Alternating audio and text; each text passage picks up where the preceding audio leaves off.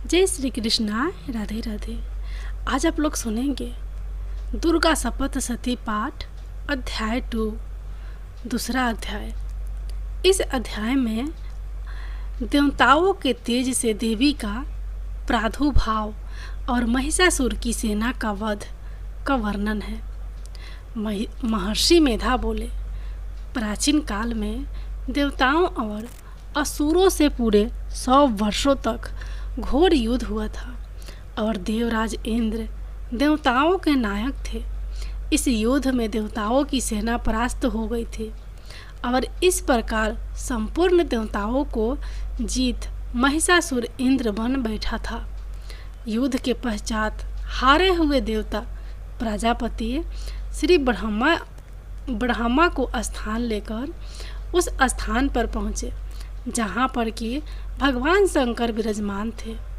देवताओं ने अपनी हार का सारा वृत्तांत भगवान श्री विष्णु और शंकर जी से कह सुनाया।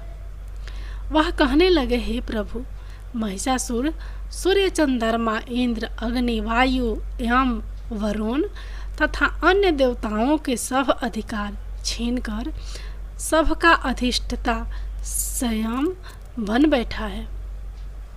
उसने समस्त देवताओं को स्वर्ग से निकाल दिया है। वह मनुष्यों की तरह पृथ्वी पर विचर रहे हैं। दैत्यों की सारी करतूत हमने आपको सुना दी है और आपकी शरण में इसलिए आए हैं कि आप उनके वध का कोई उपाय सोचें। देवताओं की बातें सुनकर भगवान श्री विष्णु और शंकर जी को दैत्यों पर बड़ा गुस्सा आया। उनकी भौहें तन गई और आंखें लाल हो गई।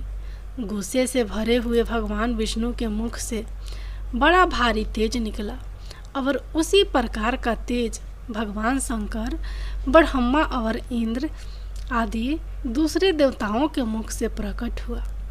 फिर वह सारा तेज एक में मिल गया और तेज का पुंज वह ऐसे दिखता था जैसे कि जज्वल्यमान पर्वत हो। देवताओं ने देखा कि उस पर्वत की ज्वाला चारों ओर फैली हुई थी और देवताओं के शरीर से प्रकट हुए तेज की किसी अन्य तेज से तुलना नहीं हो सकती थी।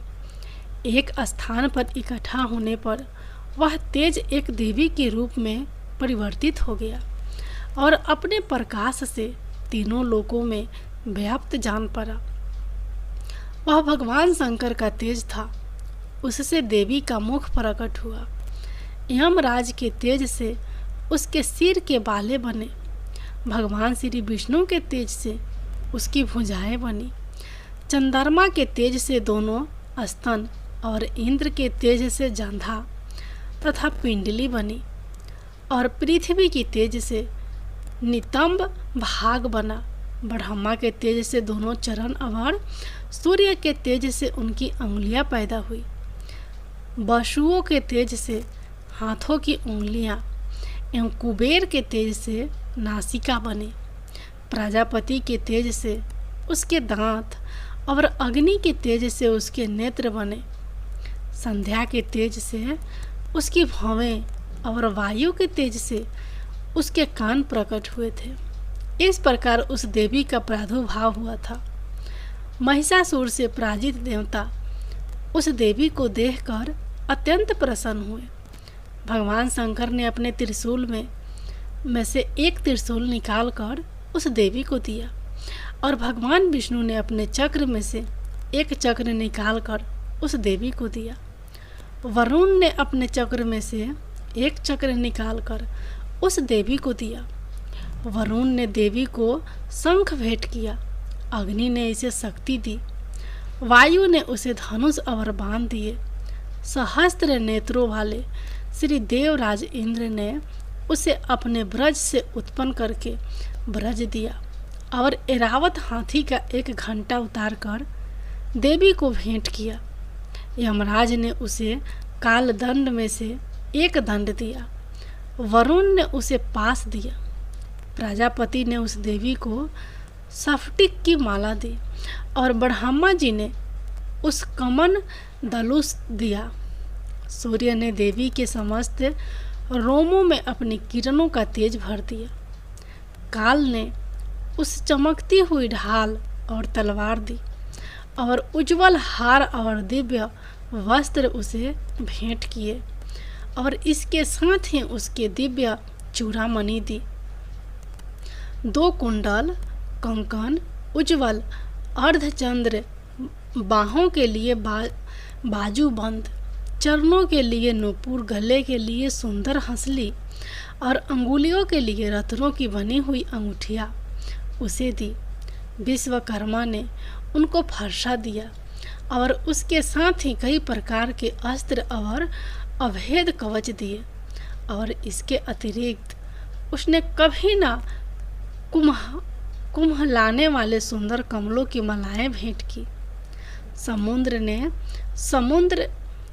समुद्र ने सुंदर कमल का फूल भेंट किया। हिमालय ने सवारी के लिए सिंह और तरह तरह के रत्न देवी को भेंट किए। यक्षराज कुबेर ने मधु से भरा हुआ पात्र और शेष नाग ने उन्हें बहुमूल्य मणियों से विभूषित नागहार भेंट किया। इसी तरह दूसरे देवताओं ने भी उसे आभूषण और अस्त्र देकर उसका सम्मान किया। इसके पश्चात देवी ने उच्च स्वर से गर्जना की।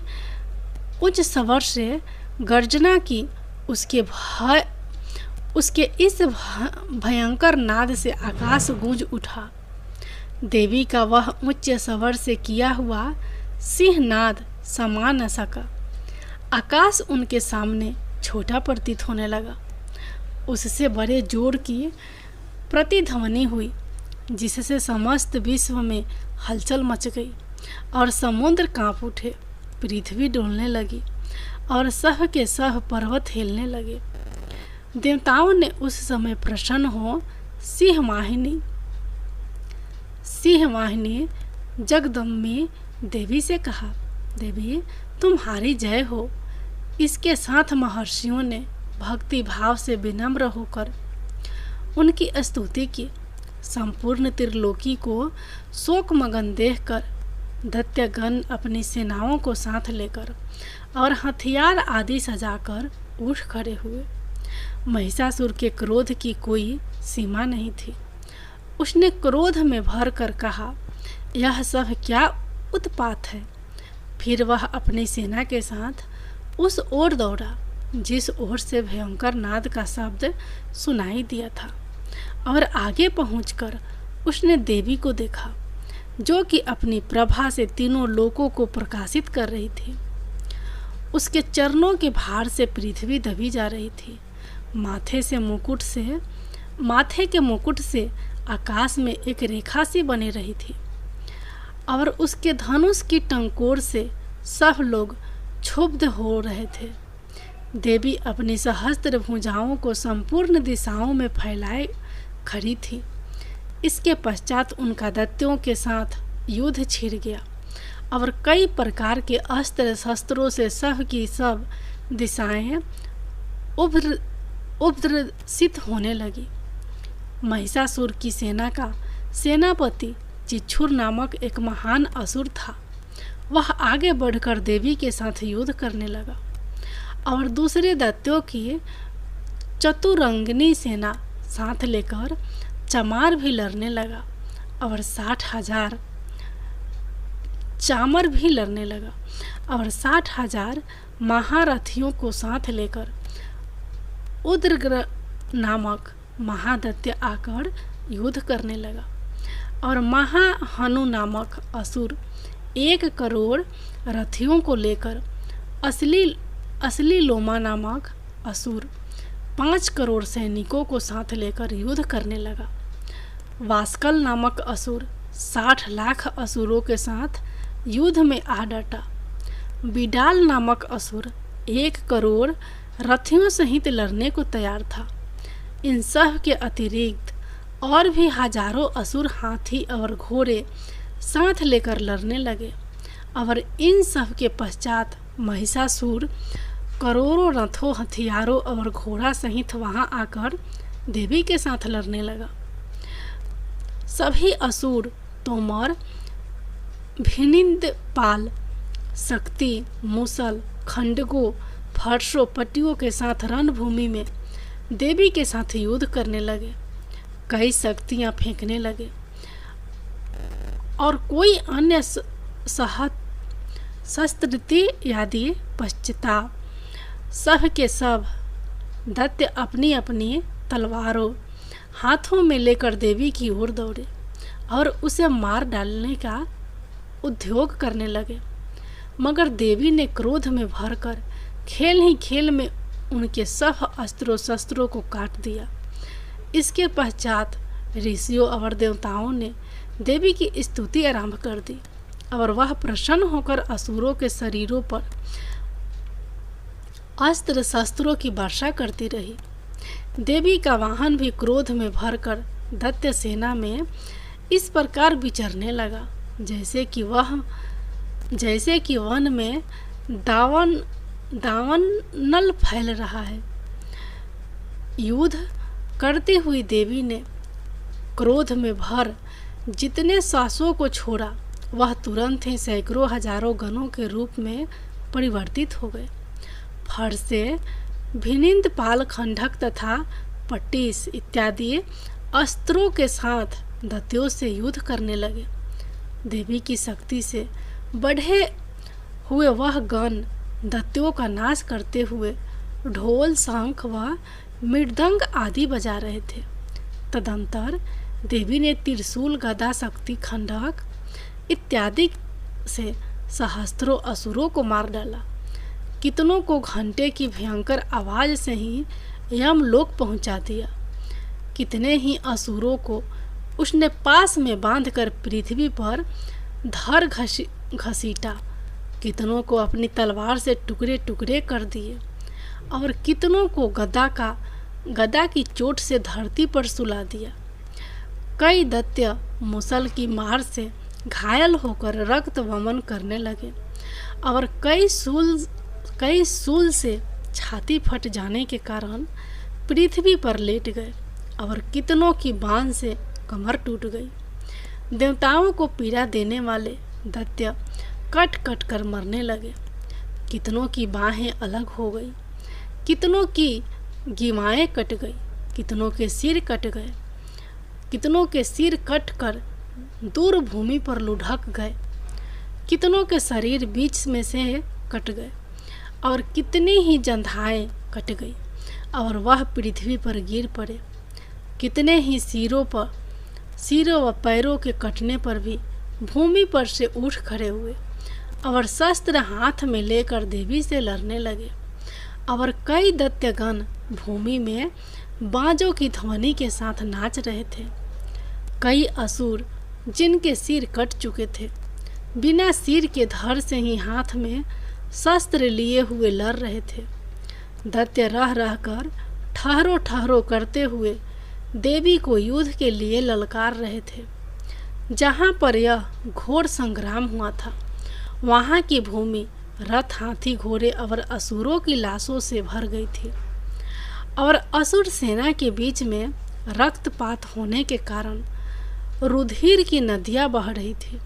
और इस तरह देवी ने असुरों की विशाल सेना को क्षण भर में इस तरह से नष्ट कर डाला जैसे तृण काष्ठ के बड़े समूह को अग्नि नष्ट कर डालती है।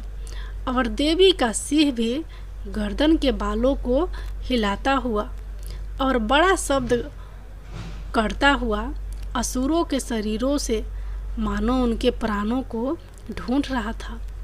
वहाँ देवी के गणों ने जब दैत्यों के साथ युद्ध किए तो देवताओं ने प्रसन्न होकर आकाश से उन पर पुष्प वर्षा की।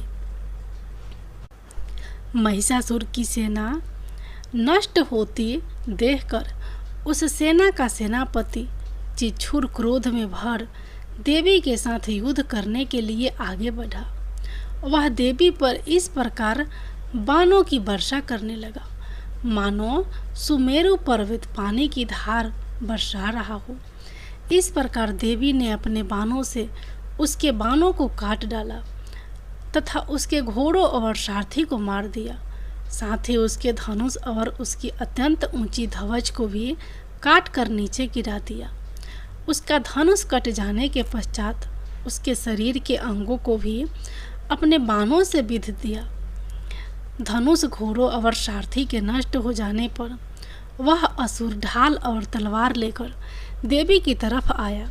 उसने अपनी तीक्ष्ण धार वाली तलवार से देवी के सिंह के मस्तक पर प्रहार किया और बड़े वेग से देवी की बाईं भुजा पर वार किया, किंतु देवी की बाईं भुजा को छूते ही उस दैत्य का तलवार टूटकर 2 टुकड़े हो गई। इससे दैत्य ने क्रोध में भरकर शूल हाथ में लिया और उसे भद्रकाली देवी की ओर फेंका। देवी की ओर आता हुआ वह शूल आकाश से गिरते हुए सूर्य के समान प्रज्वलित हो उठा। उस सूर्य को अपनी ओर आते हुए देखकर देवी ने भी शूल छोड़ा और महाअसुर के शूल के 100 टुकड़े कर दिए और साथ ही महाअसुर के प्राण भी हर लिए। चिछुर के मरने पर देवताओं को दुख देने वाला चामर नामक दैत्य हाथी पर सवार होकर देवी से लड़ने के लिए आया और उसने आने के साथ ही शक्ति से प्रहार किया, किंतु देवी ने अपनी हुंकार से ही उसे तोड़कर पृथ्वी पर डाल दिया। शक्ति को टूटा हुआ देखकर दैत्य ने क्रोध से लाल होकर शूल को चलाया, किंतु देवी ने उसको भी काट दिया। इतने में देवी का सिंह उछलकर हाथी के मस्तक पर सवार हो गया और दैत्य के साथ बहुत ही तीव्र युद्ध करने लगा। फिर वह दोनों लड़ते हुए हाथी पर से पृथ्वी पर आ गिरे और दोनों बड़े क्रोध से लड़ने लगे। फिर सिंह बड़े जोर से आकाश की ओर उछला और जब पृथ्वी की ओर आया तो अपने पंजे से चामर का सिर धड़ से अलग कर दिया। क्रोध से भरी हुई देवी ने शिला और वृक्ष आदि की चोटों से उदग्र को भी मार दिया। कराल को दांतों, मुक्कों और थप्पड़ों से चूर्ण कर डाला। क्रोध हुई देवी ने गदा के प्रहार से उद्धत दैत्य को मार गिराया। भिनिंद पाल से वाष्पकल को वर्णों से त्राम तथा अंधक को मौत के घाट उतार दिया। तीनों नेत्रों वाली परमेश्वरी ने त्रिशूल से उग्रास्य, उग्रवीर्य और महाहनु नामक राक्षसों को मार गिराया। उसने अपनी तलवार से बिडाल नामक दैत्य का सिर काट डाला तथा अपने बाणों से दुधर और 2 मूर्ख राक्षसों को यमलोक को पहुंचा दिया।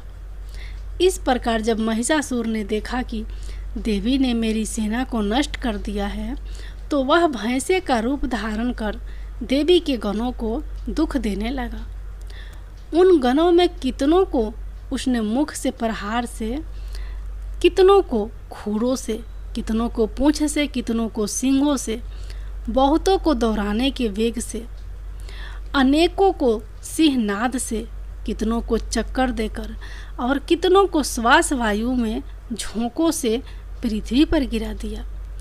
वह दैत्य इस प्रकार गणों की सेना को गिरा देवी के सिंह को मारने के लिए दौड़ा। इस पर देवी को बड़ा गुस्सा आया।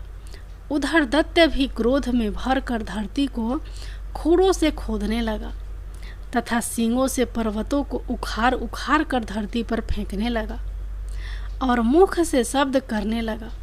महिषासुर के वेग से चक्कर देने के कारण पृथ्वी क्षुब्ध होकर फटने लगी। उसकी पूंछ से टकराकर समुद्र चारों ओर फैलने लगा। हिलते हुए सींगों के आघात से मेघ खंड खंड हो गए और श्वास से आकाश में उड़ते हुए पर्वत फटने लगे। इस तरह क्रोध में भरे हुए राक्षस को देख चंडिका को भी क्रोध आ गया और वह उसे मारने के लिए क्रोध में भर गई। देवी ने पास फेंक कर दैत्य को बांध लिया और उसने बंध जाने पर दैत्य का रूप त्याग दिया और सिंह का रूप बना लिया। और ज्यों ही देवी उसका सिर काटने के लिए तैयार हुई कि उसने पुरुष का रूप बना लिया, जो कि हाथ में तलवार लिए हुए था। देवी ने तुरंत ही अपने बाणों के साथ उस पुरुष को उसकी तलवार ढाल सहित बींध डाला।